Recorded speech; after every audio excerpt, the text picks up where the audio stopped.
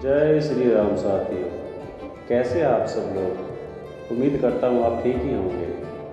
आज की वीडियो में आपको एक पिता और पुत्र की कहानी सुनाने जा रहा हूँ। पिता जिसे अपने बच्चों की हमेशा और उनके भविष्य की चिंता लगी रहती है, और इस संसार में शायद पिता ही होगा जो अपने बच्चों का, अपने पुत्र का, अपने परिवार का सबसे बड़ा शुभचिंतक होगा। तो चलिए दोस्तों, ज़्यादा समय न खराब करते कहानी शुरू करते हैं।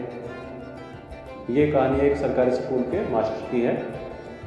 उसकी एक छोटी सी फैमिली थी, उसका एक बेटा भी था। उसका बेटा जो था बहुत ही आलसी था। उसे कुछ काम भी कहो तो वो उसे करने में आनाकानी करता था, और उसका किसी भी काम को करने में उसका मन नहीं लगता था। अब जैसे तैसे उसने अपनी पढ़ाई पूरी करी और वो बड़ा हो गया, तो उसके पिताजी को उसके भविष्य की चिंता रहने लगी। हर पिताजी को अपने बच्चे के भविष्य की चिंता लगी रहती है। तो उसको बार बार बोलता था, बेटे जाओ कहीं बाहर जाके अपना काम तलाश करो, ताकि तुम्हें भविष्य में किसी प्रकार की परेशानी ना हो। लेकिन उसका पुत्र जो था वो इतना आलसी था कि पूरे दिन घर में ही पड़ा रहता था ऐसे ही। अब पिताजी को उसके भविष्य की चिंता ज़्यादा सताने लगी कि जब तक हम बैठे हैं तो तब तक कर देंगे इसके हमारे जाने के बाद इसका क्या होगा। तो पिताजी ने उसको सबक सिखाने के लिए उसको अपने पास बुलाया और कहा, देखो अब घर में पड़े पड़े कब तक काम चलेगा। तुम जाओ और कुछ काम तलाश करके आज पैसे कमा के ही घर पे आना।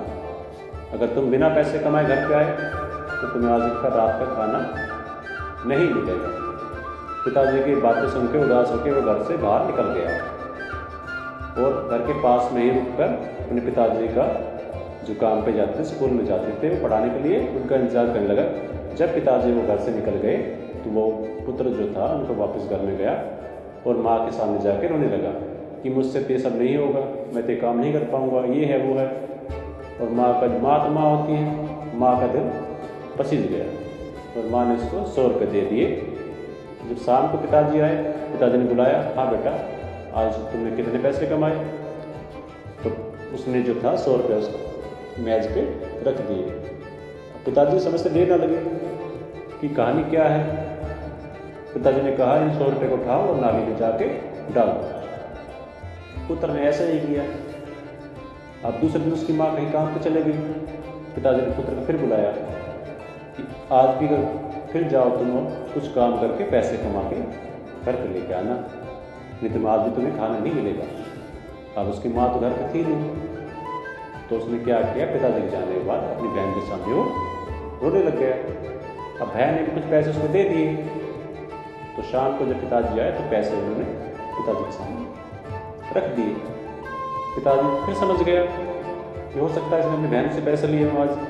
पिताजी बोले पैसे उठा के नाली में डाल दो। तो पिताजी ने सोचा कि ऐसे ही ये तो ऐसे ही पैसे मांग मांग के घर के परिवार के सदस्य पे और मेरे पास लाता रहेगा। तो दूसरे दिन लड़के के पिताजी ने उसकी माँ को, उसकी बहन को कहीं काम पे भेज दिया। आज घर पे कोई नहीं था, तो पिताजी ने वही शर्त रख दी, कुछ पैसे कमा के लाओगे तब तुम्हें खाना मिलेगा। अब जो पुत्र था वो घर से निकल गया, इधर उधर भटकता रहा, खड़ा होकर देखता रहा। सामने एक सीमेंट की दुकान पे दुकान थी, वो उसको दिखाई दी। वो सेठ के पास गया, बोला मुझे कुछ काम मिलेगा। सेठ बोला, अगर ये सीमेंट की बोरी तुम उठा के और ट्राली में लाद दो तो मैं तुम्हें काम दे दूँगा। लड़के ने कहा ठीक है। लड़के ने साथ में कड़ी मेहनत की और वो कुछ पैसे कमा के घर पे लाया। शाम को पिताजी आए तो बोला, बेटे कुछ कमा के लाए तुम? लड़के ने पैसे उठा के पिताजी के सामने रख दिए। अब पिताजी फिर वही बात बोली कि इन्हें उठा के और नाली फेंक दो। पिताजी कितना कहना था कि पुत्र की आंखों से आंसू निकलाए और बोले, पिताजी मैंने पूरा दिन मेहनत की है, मेरा सारा हड्डियाँ और मेरा सारा शरीर दुख रहा है, ये मेरी मेहनत की कमाई है। पिताजी भी समझ गया आज लड़के ने बहुत ही मेहनत की है, और लड़के ने अपनी गलती का एहसास हो गया था। उसने पिताजी से क्षमा मांगी और कहा कि आज के बाद मैं कड़ी मेहनत करने से मन नहीं चुराऊँगा और मुझे माफ़ कर दो। पिताजी भी उसकी बातें सुनकर बहुत खुश हुए और उसे गले से लगा लिया।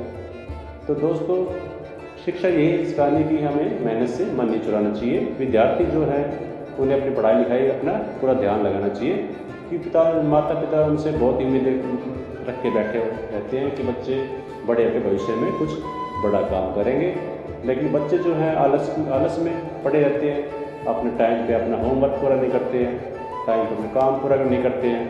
आज एक्टिविटी भी बाहर की जो है बिल्कुल बच्चों ने छोड़ दी है, घर घर में रह के ही अपना टाइम वो मोबाइल पे या टीवी पे अपना बिताते हैं। तो दोस्तों कहानी यही है, शिक्षा यही है कि हमें मेहनत से कभी मन नहीं चुराना चाहिए। धन्यवाद।